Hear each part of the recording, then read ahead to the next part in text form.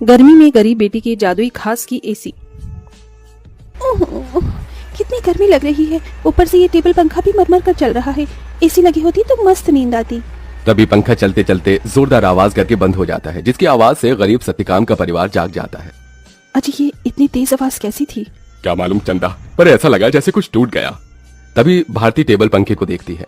पिताजी वो देखो, टेबल पंखा टूट गया। पंखा टूटा देखकर पूरा परिवार दुख जताने लगता है।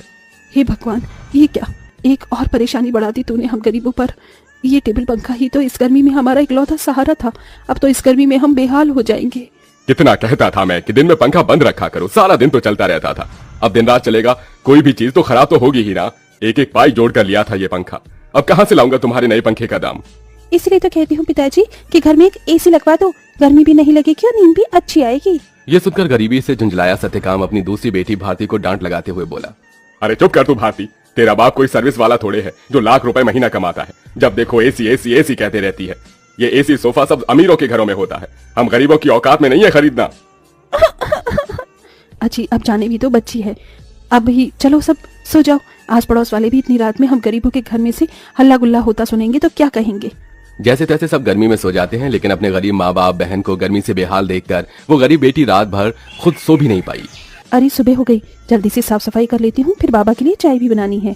घर में झाड़ू लगाकर जब वो घर के बाहर आकर देखती है तो आम के पेड़ से पूरे आंगन में पत्ते ही पत्ते बिखरे थे और पेड़ पर फल लगने को थे, जिसे देखकर वो खुश हो गई। अरे वाह, आम के पेड़ पर तो बेर लगने लगे हैं। अच्छा है, थोड़े दिन में आम पक जाएंगे। पिताजी को तो आम के साथ रोटी खाना कितना पसंद है। अगर उन्हें रोज अपनी मनपसंद की सब्जी या फिर मीठे आम मिल जाए तो वो पेट भरकर रोटी खाते हैं। लेकिन इस गरीबी में नमक रोटी और चटनी रोटी खाकर ही गुजारा करना पड़ रहा है। इस घर की बड़ी बेटी होते हुए भी मैं अपने गरीब माँ बाप के लिए कुछ भी नहीं कर पा रही हूँ। मेरे प्यारे आम के पेड़, मैं उनके लिए कुछ करना चाहती हूँ। खास करके भारती की ख्वाहिश है कि हम अपने घर में एसी लगवाएं। सबसे पहले मैं अपनी कमाई से अपने घर में एसी लगवाऊंगी। गीतू रोज ही अपने आंगन में लगे उस आम के पेड़ से अपना सुख दुख बांटती थी। वो पेड़ जैसे उसके परिवार का हिस्सा बन चुका था, क्योंकि गीतू ने 5 साल की उम्र में आम की गुठली बोई थी और हर दिन उसमें खाद पानी डालती, जिससे आज पेड़ इतना विशाल और फलदार था। पेड़ के नीचे हर कुछ दिनों में घास उगाती, जिसे गीतू जुगाड़ लगाकर कभी घास की चटाई तो कभी कालीन बुना करती थी। गीतू, मैं और तेरे पिताजी जमींदार के खेत पर जा रहे हैं काम करने। माँ, आप और पिताजी अपनी खेती खुद क्यों नहीं उगाते? वो जमींदार तो यही चाहता है कि हम गरीब लोग सारी जिंदगी उसकी गुलामी करें। तभी तो धूप में वो आपसे गधों की तरह काम करवाता है और सिर्फ 100 रुपए ही देता है पूरे दिन के। पिताजी, आप ही तो कहते हैं ना कि हम गरीब किसान मिट्टी से सोना उगाते हैं। हाँ बेटिया, लेकिन एक गरीब के लिए 2 रोटी कमाना रोज की कठिन चुनौती होती है, जिसे पार करना पड़ता है। सत्यकाम और चंदा चिलचिलाती कड़ी धूप और गर्मी में खेत पर आते हैं, जहाँ जमींदार ठाठ से कुर्सी पर बैठा था और नौकर छतरी लिए खड़ा था। ओहो, बाप रे बाप, कितनी गर्मी है, आग बरस रही है। इतनी गर्मी में तो एसी की ठंडी हवा छोड़ने का मन ही नहीं करता।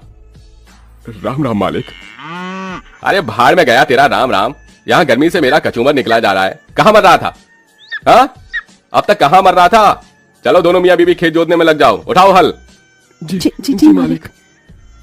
बेचारे दोनों कड़ी धूप में उतनी बड़ी जमीन में हल जोतते हैं, उनके माथे से टप टप पसीना बहता जाता है। अजी शाम हो गई, आज तो मालिक दिहाड़ी देने के डर से आए ही नहीं। उनकी हवेली चलकर मांग लेते हैं। पंखा ठीक भी तो कराना है, वरना गर्मी में गुजारा नहीं होगा। दोनों जमींदार के घर आते हैं, जहां जमींदार पांव पसारे एसी की चिल्ड ठंडी ठंडी हवा खा रहा था।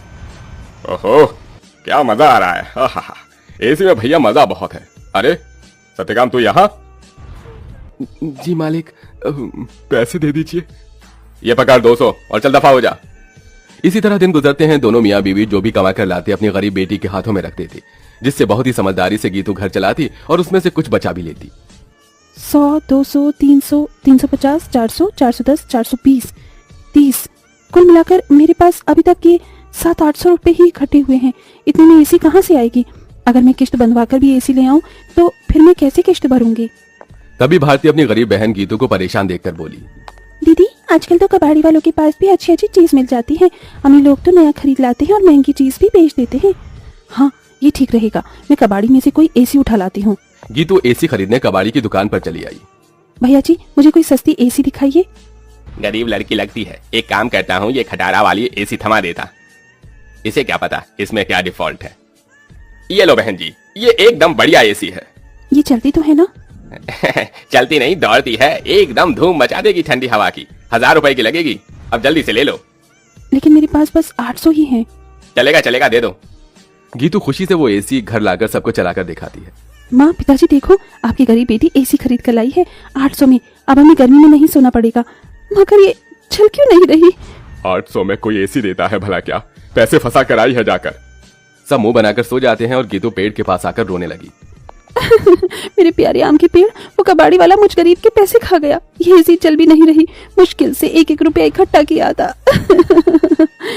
गीतू को रोते देखकर पेड़ बोलने लग जाता है। गीतू, तुम रो रही हो? रो मत, मैं तुम्हारी एसी को जादुई एसी बना देता हूँ। क्या सचमुच में ऐसा हो सकता है? तभी पेड़ जादू करता है और जमीन पर ढेर सारे घास उगाते हैं जो बहुत चमक रही थी। गीतू, इस जादुई घास को मैंने अपनी शक्ति से उगाया है।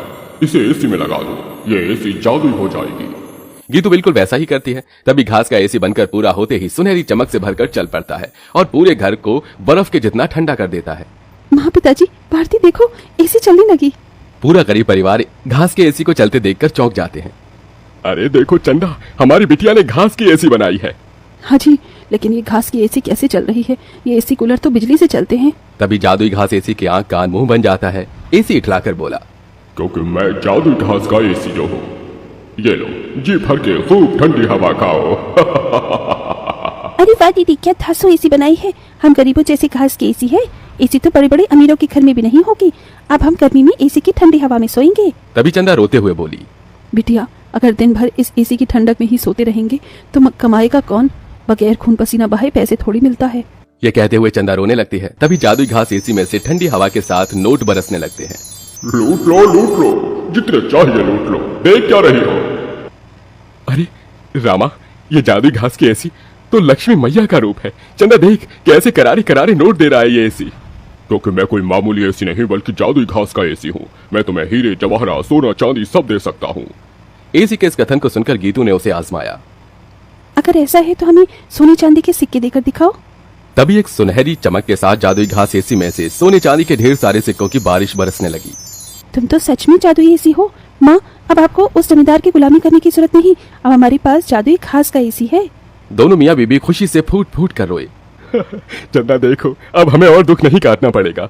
ना किसी की ये गालियां खाकर गुलामी करनी होगी। ये जादुई घास की एसी हमें बंधुआई से छुटकारा दिलाने आई है हमारे घर। जाओ सत्यकाम, इन सिक्कों से कर्ज चुका दो। सत्यकाम ने जादुई घास एसी से मिले सिक्कों को बेचकर सबका कर्जा भर दिया और उसने पंखा कूलर एसी की अपनी दुकान खोली, जिससे गरीब भी कम दाम पर एसी खरीद सके। उस गरीब बेटी के बनाई जादुई घास एसी ने उसके गरीब परिवार का भाग्य बदल दिया।